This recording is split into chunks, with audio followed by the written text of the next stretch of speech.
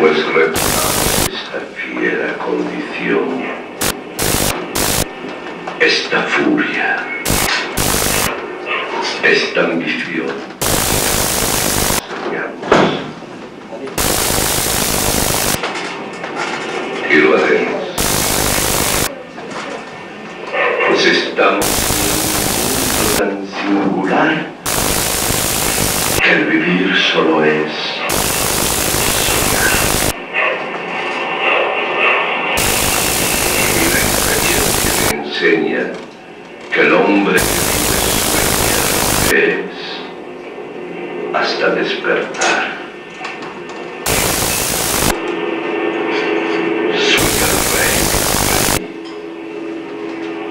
Y vive que engaño mandando, disponiendo, dando, y este aplauso se recibe prestado en el aire que escribe y en cenizas le convierte la muerte.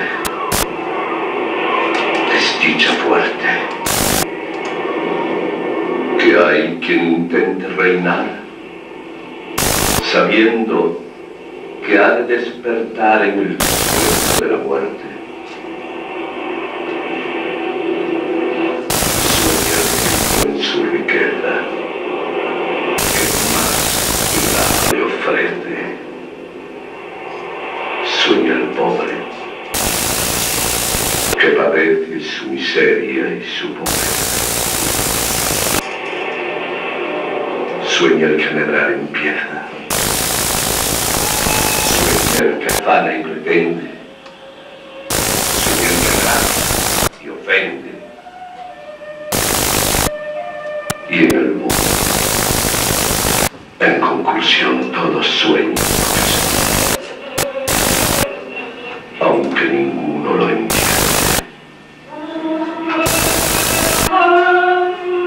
Y yo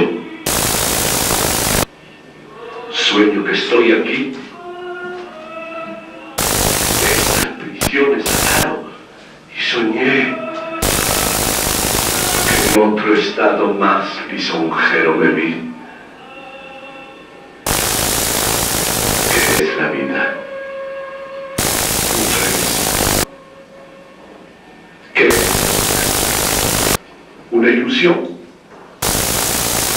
una sombra, una ficción. El mayor bien es pequeño. Toda la vida es sueño. Y los sueños son.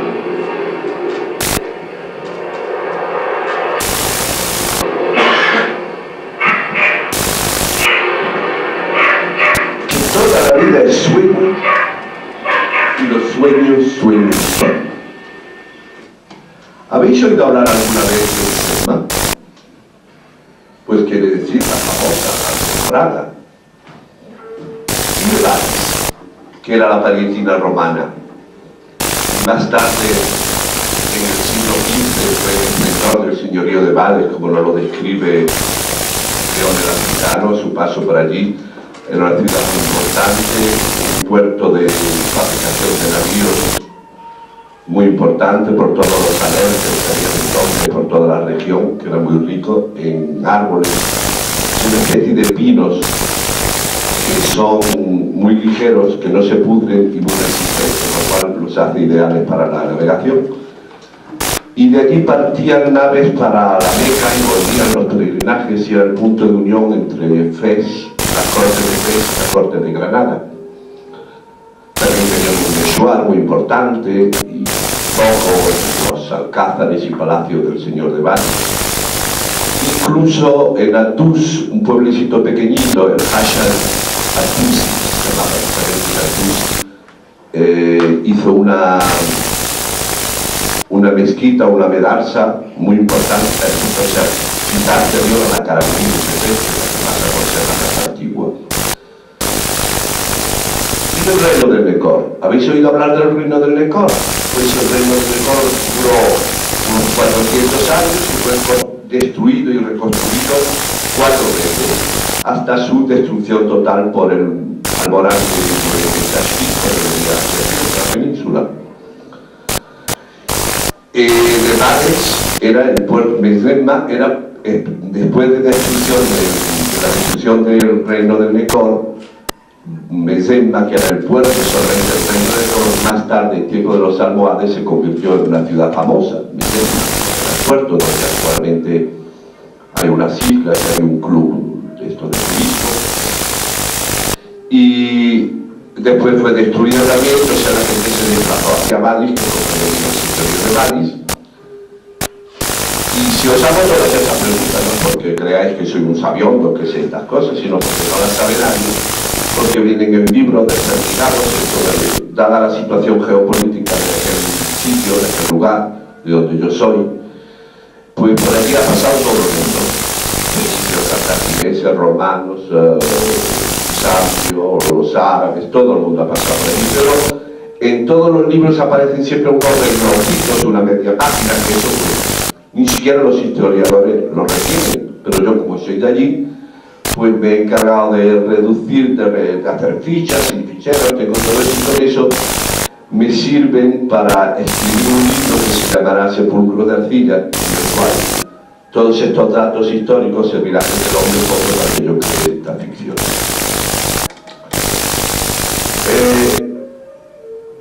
Aquello es un lugar fuera del tiempo.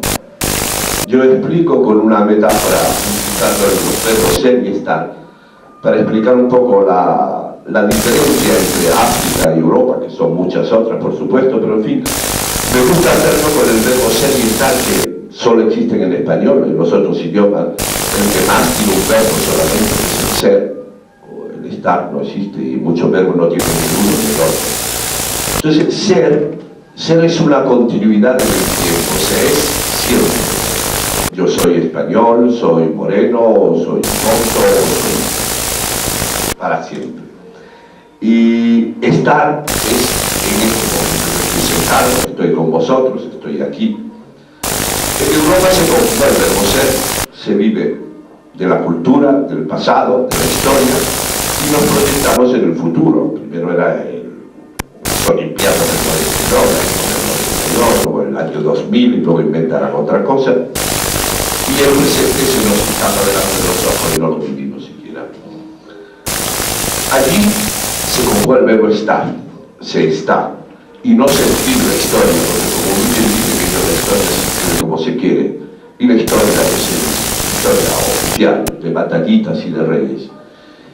Y en la historia, pues sí, ahora actualmente tenemos un historiador allí muy importante, el Arawi, que es el primero en ponerle los puntos sobre las sillas a todos los historiadores europeos, que el cual se lamenta, aunque él haga luego lo mismo, pero en fin, está bien que lo diga, que solamente utiliza pues una visión colonial de África, o sea, los datos, las referencias, todas las noticias que tenemos son a través de las crónicas y los escritos de Europa, pero eso es porque aquí quieren, allá hay otras, existen burquías, existen azules, existen pactos entre las naciones, con lo cual se viene a decir que eso de que Marruecos tiene una unidad nacional solamente desde los indígenas, pues ha tenido siempre, porque ya la Mauritania gitana era eso, era lo que es actualmente Marruecos. Y anterior a los romanos, pues aquí no la historia de Marruecos de cosas y historias, por ejemplo, toda la dinastía de Berbers que había en tiempos de Calígula, el año cero. Por ejemplo, Juba II fue un rey muy importante, muy culto, escribía libros, era hijo de Cleopatra Selene, que era la hija, se casó con Cleopatra Selene, que era la hija de Marco Antonio Cleopatra. Y su hijo, Ptolomeo, fue el último de los emperadores, de los reyes de Mauritania gitana antes de que aquello fuese Roma. De Ptolomeo se saben, Carcopino nos cuenta, o sea que no creáis que me lo invento yo, pues que Ptolomeo fue asesinado por Calígula, su primo, en los Juegos de Lión, porque se presentó allí con una capa de púrpura, de color de púrpura, porque puedes andar con un Mercedes, un BMW y tener una casa secundaria y tal y todo eso. No se presumían de quién tenía la mesa de tuya más grande. La tuya es una raíz de un árbol que hacen esas cajitas en esa agüita que son muy perfumadas. Pues esto y la púrpura que solamente se hicieron en esa agüita, una clase de tintorería. La púrpura es simplemente este color morado, pero que se obtiene con unos moluscos del mar que le dan una variación de color. Bueno, pues cuando Calígula lo vio entrar allí en los juegos del guión, se murió de envidia. Y dice, esta túnica está allí, y se lo cargó, lo asesinó, le quitó la túnica. También habría otra primera idea de otro tipo de saber. Pero en fin, esta es la historia del lugar donde yo vivo. Y el lugar donde yo vivo actualmente se llama Algeciras, que considera un salto de la historia. Y remontando pues al origen de esta ciudad. Esta ciudad es fruto de aquel famoso que vosotros, los más jóvenes, no habéis oído hablar nunca de la pena, del desembarco de Alhucemas en el 25. Y entonces allí no había nada, había solamente unos arenales, solo arenales, el desierto y no había nada, una casa y nada. Por lo cual la ciudad de Alhucemas, es muy peculiar porque se diferencia, por ejemplo, de todas las otras ciudades de Marruecos, que no existía anteriormente ninguna medina donde encerrara allí a los indígenas y una ciudad europea para hacerla. Allí fue al contrario, al llegar los españoles no existía nada, se creó esta ciudad y se intentó hacerlos venir creándole un barrio rifeño, un barrio indígena, pero bueno, se llegó a hacer por motivo de que empezó la guerra y que no había agua y todo eso. Cuando yo nací en aquella ciudad en el 35, después de los, o sea, a mí me faltan 10 años de la película, el desembarco fue en el 25, pues desde el 35 estoy yo allí y soy testigo de allí, de ver todas las cosas que pasan, las cosas que pasan, que van. Allí siempre la gente va de paso y los que se quedan allí más tiempo, pues somos 4 gatos los que nos hemos quedado allí. Cuando yo nací, como digo, mi padre era alcalde de la ciudad. Y el problema mayor de la ciudad era la traída de las aguas y las arenas, aquello de todas las dunas, y peinaba el viento, los vientos favorables del viento del oeste y del este, que están continuamente danzando, pues en la ciudad se llenaban las calles de un metro de arena y no se podía comer sin sabor a la arena. Y mi padre, que era de los campesinos de Orense, pues con su paciencia, fue plantando todos aquellos arenales con uñas de gato, con eucaliptos que le ponía delante latas y luego siguiera, y así se fijó la luna. Y allí crecí yo, como todos los que estaban en aquel pueblo. Una vez que desembarcaron, pues los militares siguieron su trayectoria de cara a la pacificación y siguieron viviendo. Pero fue el interés propio de los civiles, que la mayor parte venían de Melilla, eran comerciantes de Melilla, pues si aquello seguía así, pues se acababa. Entonces, hay que volverse a España, de donde habían venido, que en aquel momento pues era, la situación aquí era bastante mala. El error que cometieron allí, la gente era muy hecha para adelante, siempre, antes de que se dijera se va a hacer un proyecto, ellos ya lo empezaron. Por ejemplo, dijeron que iban a hacer un ferrocarril de Ceuta a Melilla, y ellos se pusieron a hacer un túnel que todavía está allí, y una estación de ferrocarril que luego fue la cuadra de ferrocarrillería. Y ahora, bueno, esto no se hizo, claro. Además lo hacía una compañía rusa, eso era en tiempo de la República. Luego vino la guerra, pues aquello se acabó. Pero como eso, montones de cosas, la gente empezó a hacerse casas antes de saber si iban a hacer aquí un pueblo o no. Finalmente consiguieron que se hiciera un pueblo. Y los que vivíamos allí, que hemos nacido allí, o vivir allí, pues la historia de siempre, de todos los pueblos derracinados, desarraigados, que se encuentran con que de pronto, pues, aquello ya no es suyo. Y ¿cómo que esto no es mío? Si esto ni es de Marruecos ni de España, si esto es nuestro, si esto no es nuestro nosotros.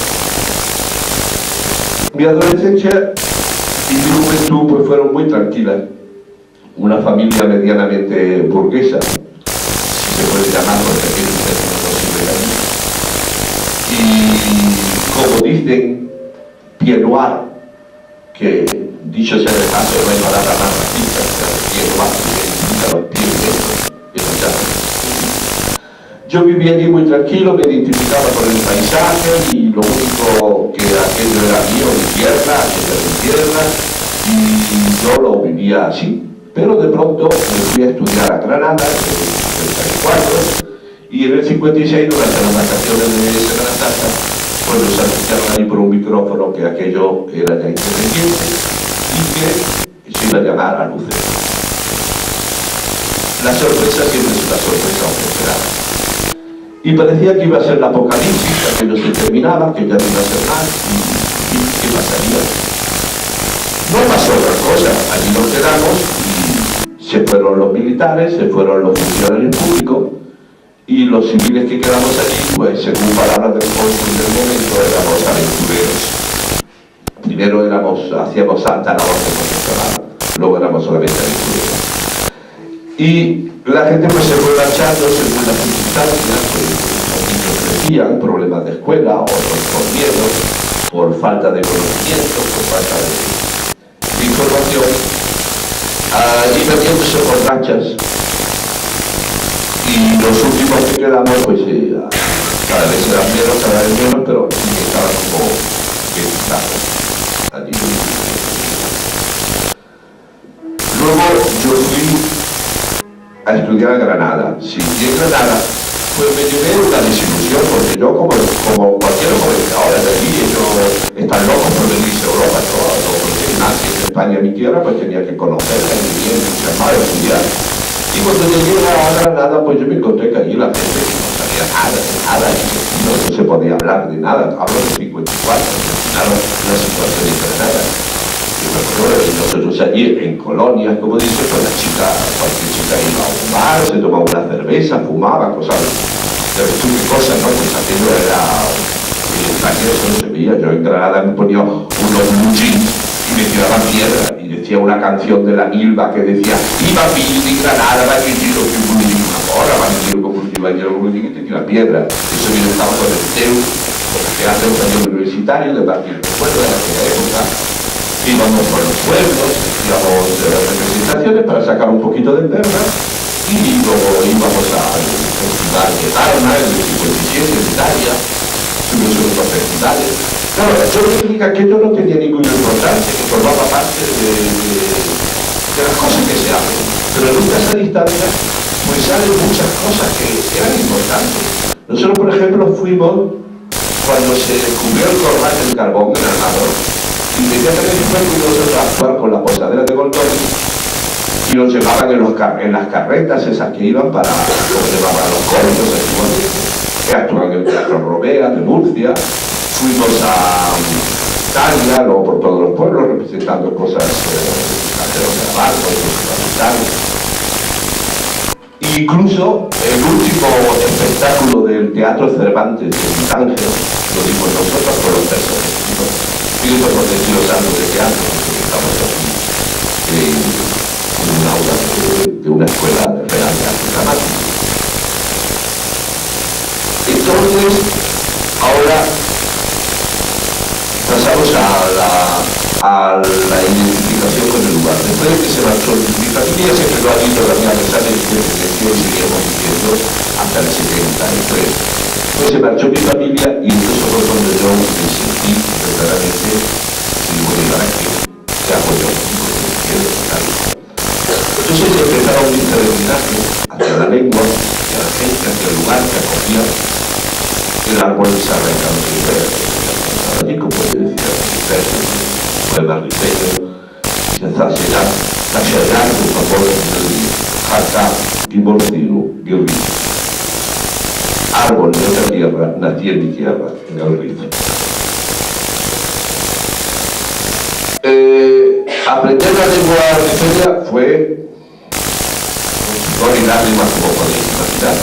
Nosotros teníamos entonces una fábrica de ladrillo, yo quería aprender rifeño, por la cosa, diciendo que aquí yo tengo que aprender rifeño, si no me doy cuenta que yo no hablo rifeño, y que lo enseñe porque no había manera, ellos mismos no saben, no conocen su gramática, conocen la lengua, es una lengua transmitida por vía materna desde hace miles de años y no se escribe ni falta que se hace, o sea, se entiende el alfabeto, si se puede escribir si se quiere, pues con caracteres como yo hago, escrito con caracteres españoles, inventando las letras que faltan. Entonces, como digo, teníamos una fábrica de ladrillo y yo quería aprender el misterio y me hice una especie de vocabulario. Pero si cuando venía alguien con un ladrillo que era del campo y no sabía hablar ni árabe, ni español, ni francés, porque allí se hablan 4 lenguas ahora mismo, el árabe es la lengua oficial, el francés es la lengua oficial extranjera, el español es una lengua secundaria y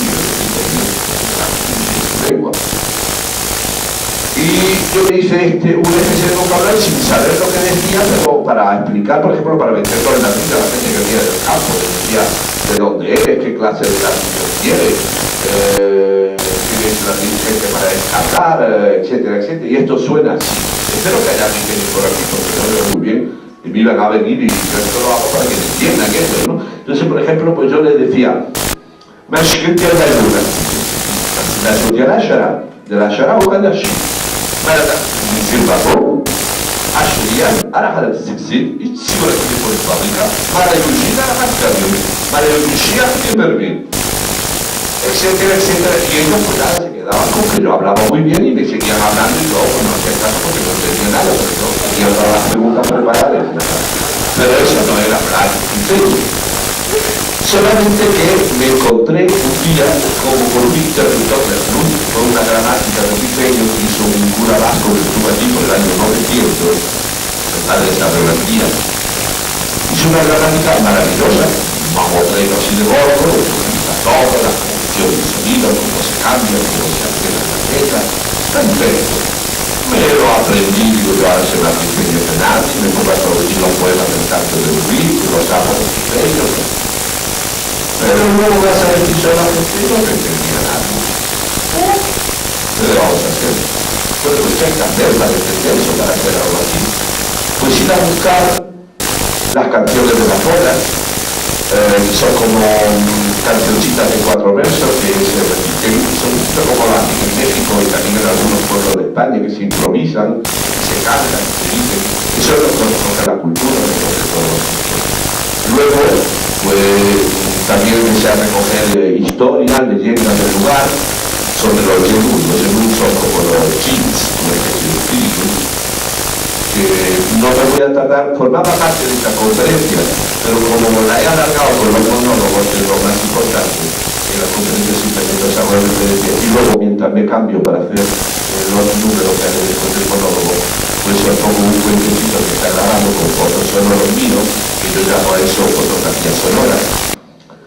Y son fondos que yo recojo sonidos de la ciudad, los grafos, los cantos de la boda, las conversaciones con los locos, los coches, las calles, todo eso, lo junto con una música de base que siempre me pongo, o para el vino, los modernos.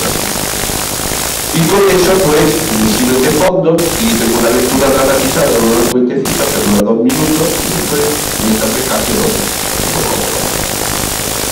pero vamos a seguir con cómo yo me iba integrando allí. Después de estas cosas de recoger toda esta información para escribir este libro, pues empecé yo a hacer cancioncitas.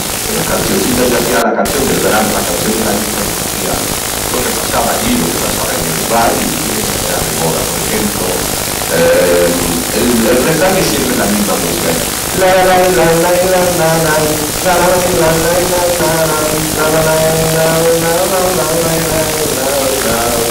Bueno, entonces, por ejemplo, hace ya unos 10 años que se ha llegado el grupo de FES, en el interior, que aquí no nos conocen, y no creáis que sois solo vosotros los que nos conocéis, y el resto de Marruecos no conocen ni gusta de nada de aquella región. Aquella región que está, lo mejor que se puede hacer es, como dice David Hart, que es el estudioso que más ha tratado la región, que es una tesis de ahí variables de la roca de aquí. Ahí tienes todo lo que quieres de la región, como saber todo lo que está. Pues entonces la gente de FES venían a pasar las vacaciones a las playas, porque hay unas playas muy bonitas, unas playas muy buenas. Y hay que hacer un poquito de publicidad, porque si no se la hace nadie, ni siquiera allí se la hace, aquí no tiene turismo en Marruecos, hay que aportar. viaje a Marrakech y a aquí en Marrakech os hincháis de comprar los pasajes con lo que queréis muy barato, de hacer recuerdos, los señores de la banca del vientre y coméis el kung y se acabó. Pero si os salís del río, vais por la región del director, pues ya que se haya enterado de cosas que no es la versión oficial, es una buena cosita. Nos prometen que no lo mismo solamente tenemos el moro como turista, porque últimamente los ministros del sur que vienen aquí a pasar las vacaciones con sus familiares y lo están trabajando en el Hajj. Hajj es esto. Toda Europa es el Hajj, si fuera el interior. Entonces, por ejemplo, venían y estos chicos del FES ponían a ligar a las turistas, invitaban hacia la construcción a los liceos, y decían, no, que esto no vale nada, que esto es el mejor, que es muy bonito, que si queréis ir a Marruecos, que tenéis que hacer, y no, pues bueno. Entonces la cancioncita que yo les hacía es decir, a Lucena no vale nada, FES es mucho mejor, entonces FES coño hace aquí la gente me esté llenando la vida de impuestos. Y decía el chef, decía, hombre, se va a escapar de comer un error colonial llamar aquello el Chelja. El Chelja es el chilé, de lo que hablan en el sur, allí hablan el rifia. Y entonces, pues, rifia, la cancioncita era Al-Hussein Nashim el Fez Bizielektar, Al-Hussein Nashim el Fez Bizielektar, والناس الفز يدايا المدينة في البصر por ejemplo al año siguiente que caía el Ramadán en verano y claro, vosotros sabéis lo que es el Ramadán, es el 31, como la 40 santiago, siempre se puede también sin comer, sin beber, sin fumar, nada. O sea, y entonces, pues la cancioncita esta está hecha con palabras, como aquí se incorpora la lengua en vive, se incorporan con todas las palabras del francés, del español, de cualquier idioma, se incorporan en el árabe, pero se las hacen suyas y le dan incluso otra significación. Por ejemplo, aquí se dice cobarde, pues no quiere decir cobarde uno que tiene miedo, sino cobarde es uno que no tiene palabras, que no cumple. Cobarde, no cumple. O por ejemplo, criminal. Criminal no es uno que nace, sino uno que no se deja engañar. Criminal. Engañar con el número, no se deja engañar. Y entonces la cancioncita esa del verano decía, no hace falta que la traduzca porque ya en vez de palabra francesa la podéis comprender, decía Iguaro, la café. Harira, pasan con la harira es la sopa que toman cuando termina el ayuno, cuando deben estar con el sol, la primera cosa que se toma es la harina. Entonces decía Iguaro, harira, pasan con cigarette, pasan con un y que más no voy a cantar las cancioncitas de aquí, voy a decirlo, por ejemplo, o también hacía otras canciones con los mismos poemas rifeños que yo hacía con los poemas del RIF, tenía que dejar esas sofisticaciones intelectuales y hacer una cancioncita. Y decía lo mismo que se hizo antes, árbol de la tierra, nací en mi tierra y el RIF. Y yo decía, rifeño, cristiano sí, pero rifeño. Ellos los cristianos le llaman en general, los mismos que nosotros llamamos a ellos moros, así como si fuera la mauricana, que no tiene nada que ver, porque igual no se llama cristiana. Ellos llaman a todos los cristianos, llaman Arumi viene del romano, romano, que eso nació ese vocablo en tiempo de Demón, que fue el primer héroe que se revolvió contra los romanos en el año 32 de nuestra era. Y allí no entraron para nada los romanos, claro, no entraron también por otras razones como en ninguna parte entraba, porque los romanos llegaban, ocupaban la parte de agricultura, la parte que era el agro, la parte que era el agro, que decir en verbo pan, agro, el agro, que era la región que se cultiva, limen, que es el límite, y el saltus, que era la montaña donde los pueblos indígenas se refugiaban, como ocurría en España, por toda la parte de Europa. Y entonces esto estaba diciendo por un Arumi. Entonces yo decía eso, Arumi es Masharabiki, y la cancioncita era pues Tashashat, Tantamor, حكاكي مرفين قلبي ضروري مشاركي ضروري مشاركي. Y no voy a cantar más con estas canciones, pero voy a hablar pues, de un personaje que también tengo como recurso para todo esto, para comunicar y para integrarme allí, para ser pequeño. Aparte, tengo que se integra de otra manera, porque yo pienso que uno es lo que come, lo que bebe, lo que odia, lo que ama, lo que vive, lo que respira. Yo estoy aquí, yo soy un pequeño más, sea español, pero yo como me entero de las cosas como se enteran las cosas de la gente. Estoy como aquel que dice enchufado en un inconsciente colectivo y veo lo que ven ellos. Y decido las cosas, las veo después, las compruebo que hacen lo mismo. Y esto es porque yo le he dado importancia a lo que vosotros habéis olvidado, que es la intuición. La intuición no se practica como montar en bicicleta o como nadar. Hay que aprender y cuando se tiene seguridad en ella te das cuenta de que funciona bien. Claro, allí está más cerca de esta realidad que nosotros lo estamos aquí, que somos más conceptuales, más la palabra. Y entonces uno de los personajes, uno de los heterónimos que yo se llama Hamidou. Y este es un hombre que habla, pues con el hablar de allí, de español, pero el español de aquí, yo lo llamo Stampri, español del campo de Kenia. Pero ese Stampri es posible trasladarlo al francés o al italiano, porque es lo mismo que ocurre cuando hablan de francés o en italiano. La diferencia y la particularidad es que en aquellos idiomas, tanto el árabe como el brasileño, tienen solamente tres vocales. La A, una entre la E y la I, es I, si cuando se dice I parece que dice E, lo contrario. Y otra que es O, la O, la O. Y la receta. Y estas aquí habrá gente en campo de ahí.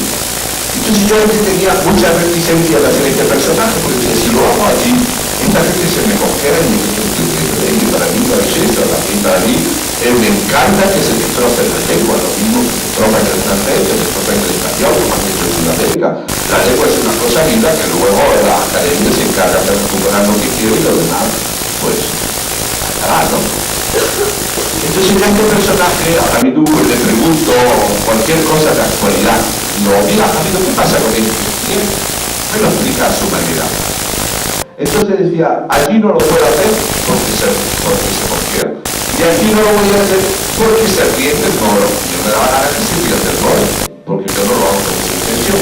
Pero entonces dije, bueno, pues yo lo voy a hacer en España. Un reído del moro, pero escuchar lo que ocurre del moro. Yo reiré menos. Por ejemplo, este Hamidou dijo, Hamidou, tú no vas a volver a Barcelona, no estabas trabajando en Barcelona. Me era 40. Y está por Barcelona, está muy bien, todo tranquilo, ciudad muy bonito, todo terminado, aceras, todo pintado, no hay nada, trabajo, y para mí, bueno, para mí lo que está aquí lo quiero pagar, y está bien, está cuidado, la gente, todo muy bien. Pero yo de vacaciones ahora para marchar allí me dice que visa es el visado. Visa, no te da ni visa. Ahora vosotros en Europa ha dicho, como esto está moro como lo otro, y si va a este tema mejor, déjalo que se queda de perro guardiando para ahí que no entra nadie. Entonces ahora, mucho lío, mucha molestia es una palabra muy triste que no dice mucha molestia no va a dar. Io già ti dico di nuovo, non so, di città, capiti, di patata tomate, di tranquillo, di università, di hasta lo más posible. Entonces yo le decía para dar una explicación, porque yo digo que Hamidou, ¿qué pasa? Que ahora en Europa la gente está preocupada porque dice que hay mucho modo. Mucho modo, y si puedan de aquí mucho aroma, así lleno de aroma y todo. Llegan aquí pegando pelo, matando gente, y si vosotros no saben, tú haces así, tú haces así, tu manera tuya no vale. Oh, nosotros aprendemos manera de arroz y vamos a está tranquilo. Los españoles, y si marchan y si toma paciencia. ¿Y para qué quiere paciencia ahora? Ahora paciencia ya no hace como antes. Ahora el voto diferente, el voto está arruinado y ya no vale las cosas que hace aquí. ¿Cómo va a hacer? Nosotros no sabemos. Ahora el dinero que manda dinero, ahora el voto que manda dinero. Y ¿Vinieron dónde? Vinieron de Europa. Es un mono macho Europa. O antes de venirme ahora a una cosa de completamente actualidad, pues yo me he toda España. Ah, bueno, bien, ahora, y si están en dicciones, y si mis dicciones ahora están ahí peleando, no como nosotros en España no saben manera vosotros. Nosotros tenemos un papa. Un papa vivo marchando al Maravilla, vota, y vota, y te da un papel, tú tienes que votar. Un papa con tiene un papa, no como vosotros, porque sale uno ahí pues, y diciendo si yo bajo así, yo bajo así, yo así. No baja así como todo el mundo, señor, yo no sé dar mi voto, señor, mi paga. Y ahora, y si ahora está peleando, y si gente de un partido, gente de otro, y está gente que quita el sitio, yo, en política ya sabes, y si tú no sabes, nuestro rey, tú sabes, cuando nosotros tiene un problema, un dinero grande, al final ya está arruinado, no sabe qué va a hacer, hace así, ¡chap! Saca de la manga la baraca. Baraca es una bendición. Sí, pues baraca, bendición, baraca, pues calzón. Baraca, bendición, baraca, pues calzón. Ha aprendido muchísima ayuda. Por eso marcha mucho Marruecos. Está vendiendo haciendo un negocio con una gente que no sabe qué hace. Bueno, pues este es Javier. De aquí, pues ya que voy a saltar, ya voy a decir que siguiendo con mi integración allí, pues pensé en esto de los monólogos. Digo, bueno, vamos a hacer el monólogo de Hamlet, tuyo, no tuyo, él dice. Y para hacerlo, como esas son cosas locas, pues hay que hacerlo lo más seriamente posible. Y yo cogí a chicos de allí, que eran uno de Tinsana, otro de Socoya, otro de Louisiana, que habían estudiado filología española, y empezaba a hacer la traducción y todos juntos con distintas motivaciones. O sea, yo no quería cometer el mismo error que había cometido antes con la poesía de hacer un lenguaje que lo entendiera la gente. Entonces, tenía que ver qué es lo que hacía con estos monólogos. Entonces, por ejemplo, os voy a explicar ahora lo que hacía y los textos que los tenéis ahí y luego pasaré a hacerlos. En estos textos no se trataba de hacerlos así gratuitamente, ¿por qué hacer un monólogo? Luego son casualidades de la vida. Fijaros que esos monólogos lo hice para hacer este espectáculo de la Orquesta de Vinculos en Messina, en Elche, en Sicilia, en el año 89. Y allí en Italia, pues yo soy más conocido en España, en España no me conoce nadie, la primera vez que actúo aparte de mi niña, que lo he hecho en noviembre del año pasado, soy totalmente conocido. Y hacía, entonces, era recuperar la gestualidad, por ejemplo, o hacer una síntesis, porque el idioma aquí es muy sintético, es una lengua glutinante, lo sabéis, si no sabéis yo lo digo, así como os decimos, las lenguas son de tres tipos, flexivas, que son las nuestras, aglutinantes, como puede ser el vasco, el turco, el bretón, los pequeños, y aislantes, que son las orientales, el japonés, el chino, donde parece ser que una palabra carece de sentido según la frase o el contexto, toda la gente.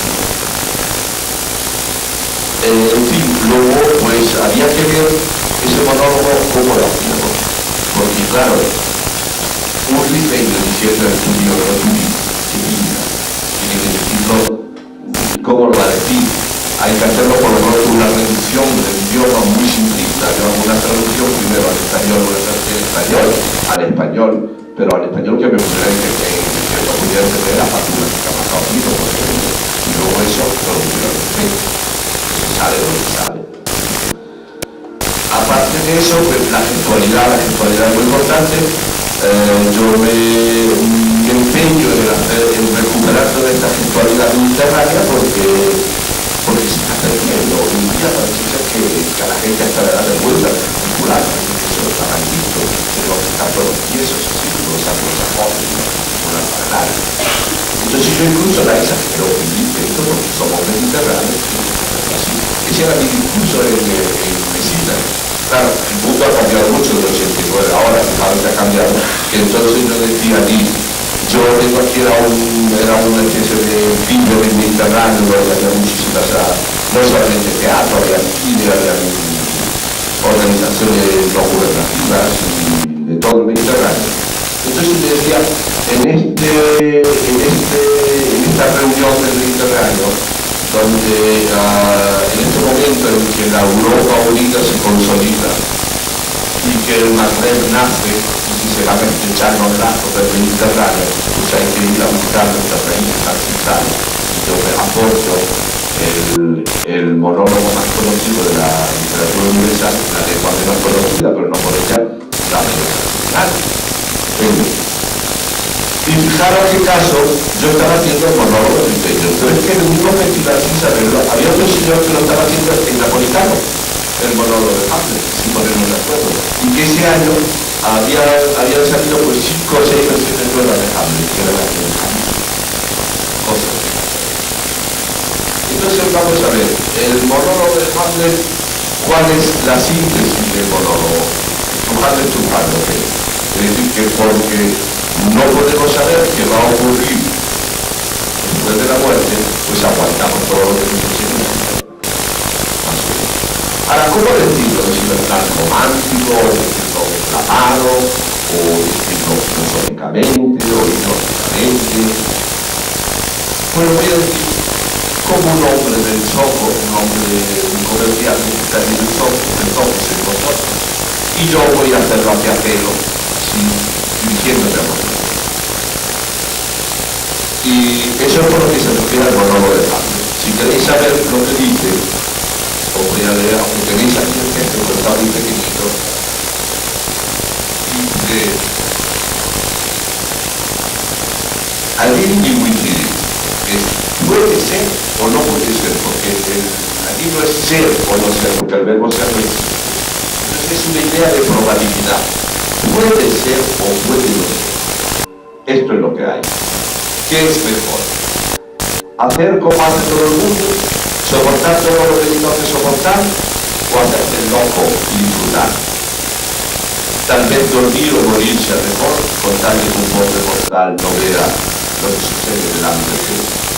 Morir, dormir, pero el dormir no es soñar. He aquí el error. Creer que sueños serán lo que vamos a encontrar después de la muerte. Y si creemos que sueños serán lo que vamos a encontrar cuando nos muramos, y si pensamos que las cosas son como parecen ser, hacemos lo que nos dicen. Pero quien habla con las esto es un refrán que yo he incorporado aquí, digo,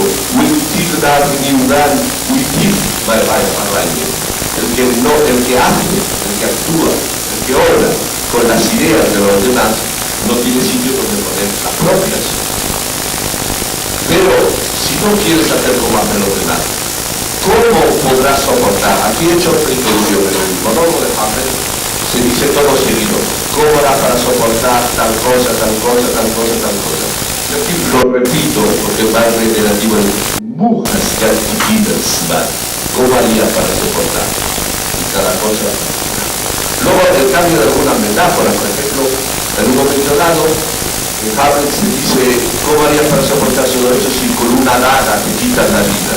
Allí no se quita la vida a nadie con una daga que se suicida. Y si lo hace, pues se tira por un frente. Entonces yo cambio esa metáfora y digo, ¿cómo harías para soportar todos estos males si sabes que el cementerio del mar te está esperando y que los precipicios de donde te puedes tirar son tantos?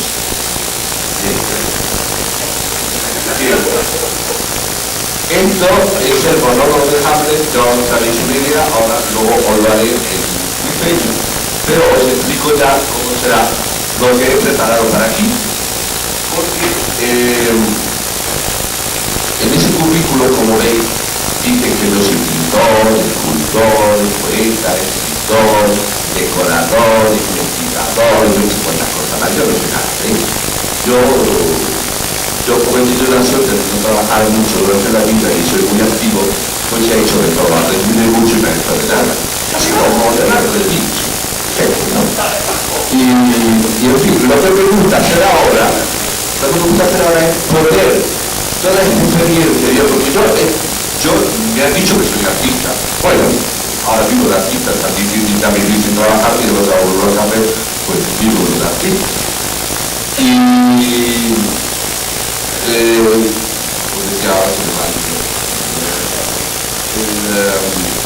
he preparado para aquí lo que me gusta hacer, aplicar todas mis experiencias a cosas nuevas que me proponen y que no sabe nadie qué hacer con ellas. Por ejemplo, con esto de la LOCSE, también ha salido la ley de la LOCSE nueva. Porque ellos me propusieron, pues yo hago cosas, todas estas telas que veis aquí, las hago yo, hago cuadros, hasta modelos, hago cortinas, lámparas, muchas cosas han ido evolucionando. Y digo, esto tengo, poder decir, una práctica y una escuela que no es, porque esto parece básico, pero no es otro sistema.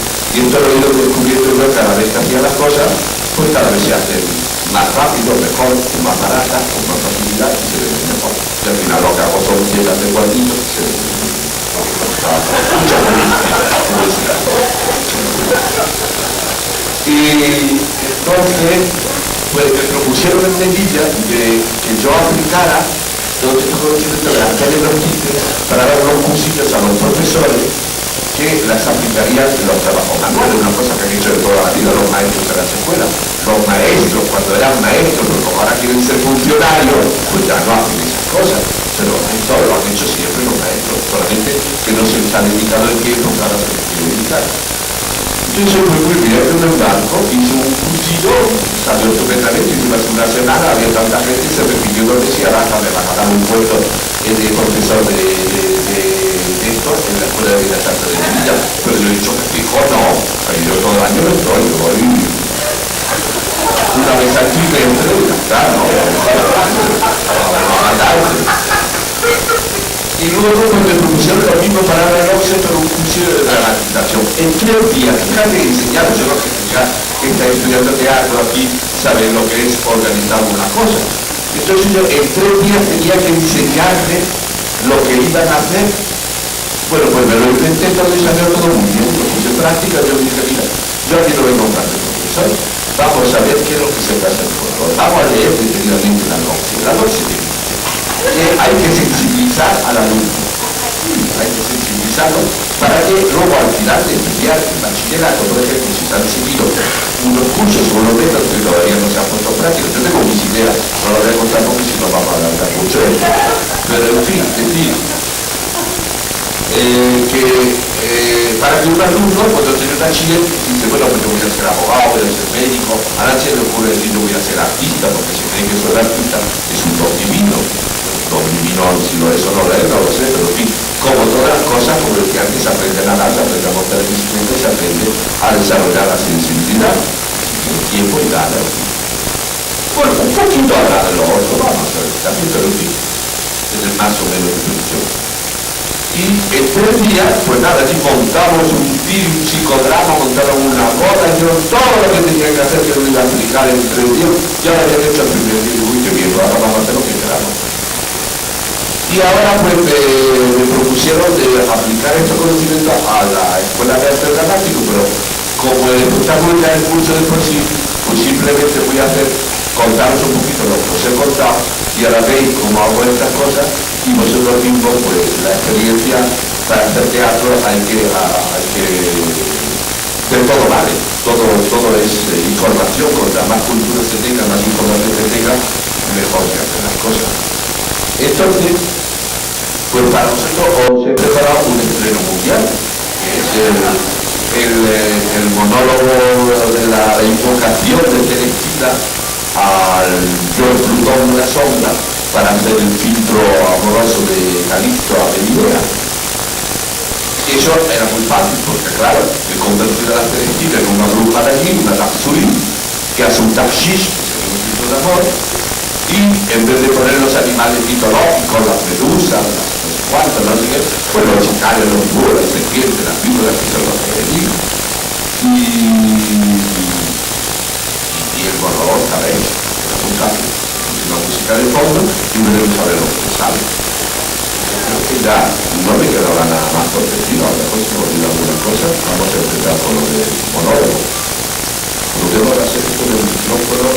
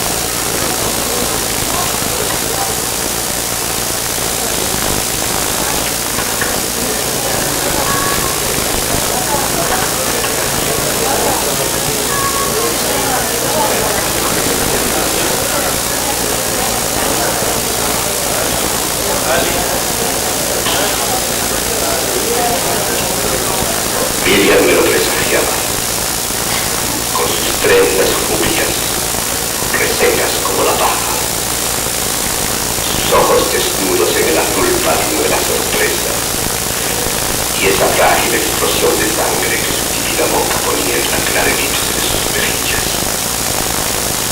Miriam, mi prima, hija de la hermana de mi madre, será mi esposa un día. Una extraña enfermedad se le esconde en la sangre. Miento. Solo sus ojos, aun con los párpados destrozados por la luz, no pueden ser amigos. Su cuerpo entero, con sus otros sentidos, vaga por las dimensiones de la ausencia. Miriam me dijo durante la cena: el miedo y la fe en tus actos libran batalla en el seno de tu pensamiento, Jafid. Abre tus ojos al viento, porque estás por ver las puertas de tu desván abrirse y cerrarse dando portazos. No había hablado en toda la noche. La bola del cuscús interrumpía el gesto de su mano por llegar a la boca. Sus ojos saltando a mis espaldas, fijos en el azul desconsuelo de la carne. Le dije: en mi pensamiento no hay otra batalla que la de tus penas y tu corazón. Pero ya había vuelto a su rincón de silencio. Sus dioses se paraban a descansar en largo tiene motivos. El próximo paso, las compras inmensas, las faenas de la semana que usted habrá sigue en los campos y de la próxima salida de las barcas. Desde la frente de espías, la mano de vigías y los deja en la puerta del corral. La luna había subido ya a sus desabuelos. Y las chumberas y las masas instalaban sus pasos solos. El corazón se abrió de rodillas. No tenía prisa en dormir. Los montes existían. En su móvil horizonte desde la llanura cabalgaban los rampantes de la luz templada de la noche y la madurez del verano. El sendero que conducía a mi casa cortaba la pendiente por el surco de un buen soñador en todo tiempo de la corta cabina de Orfeo y las lluvias de Crisana.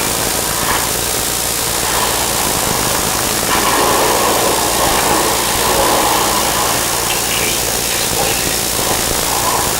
Usted, allí, Ben y los amigos jugaban a veces a las cartas por aquel paraje.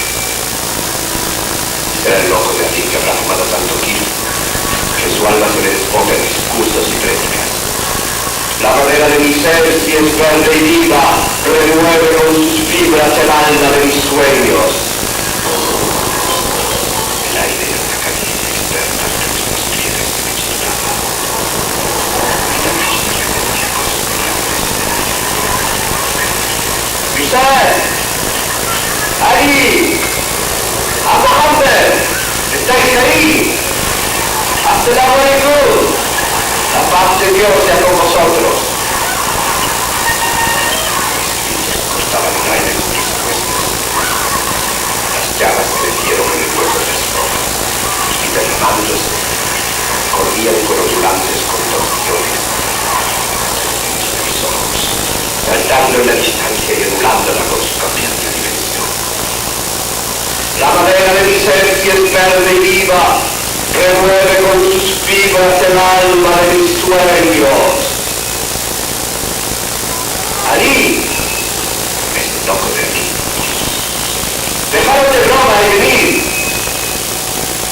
Dame pan. El pan es de Dios y no me lo puedes negar.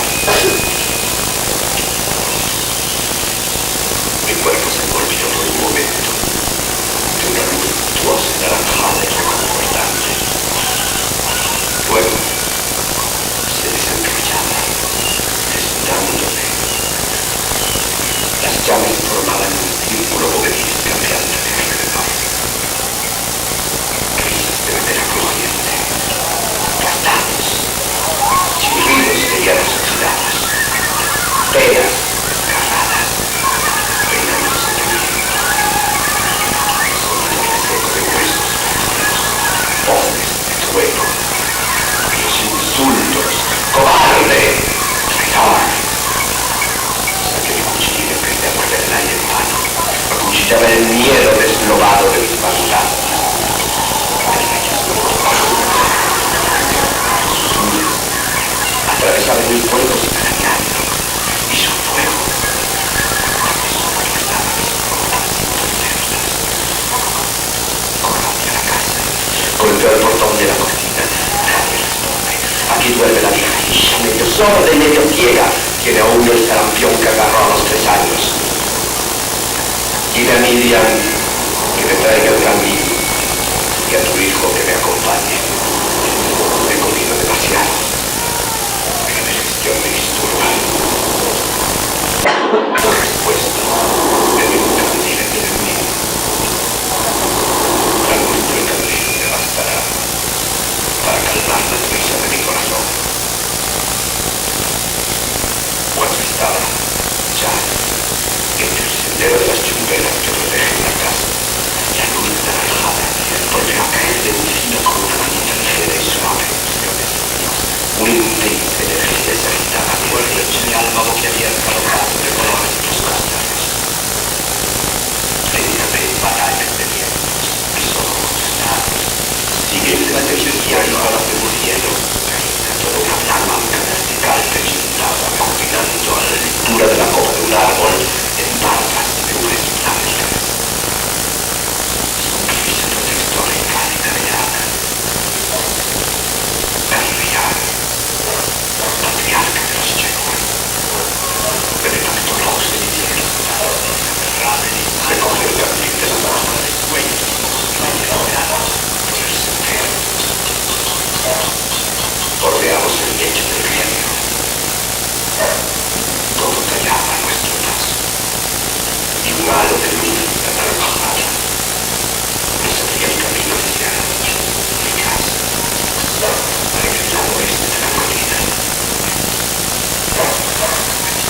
ansia de revisitarme con el calor de sus recuerdos tiernos. El contacto extrañado reorienta la fragancia sobre mi espalda. Y el reposo de sus brazos suavemente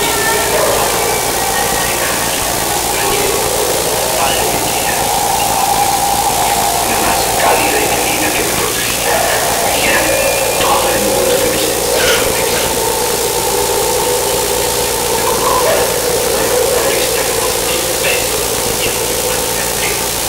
Al llegar a la fuerte, la llave le cayó del sirmal y casi tropezando la encontré y abrí la puerta inusitanamente precipitada. Me volví a coger el candil y dar las gracias. Para que contener el paisaje aparecía de sus reflejos de bronce y el espesor de la naturaleza. Se distingue de besos al aire.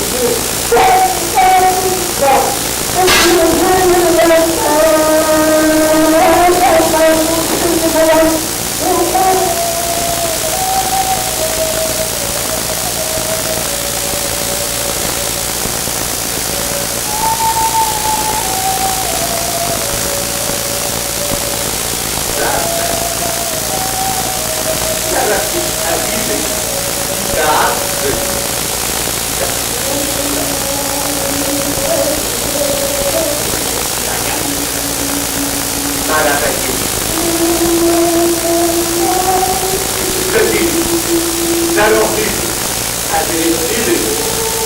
Mas chamou a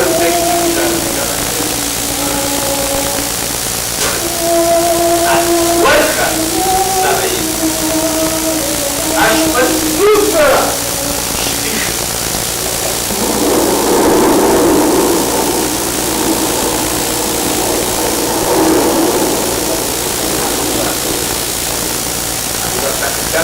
Adorado o irmão do claro. Mas machado!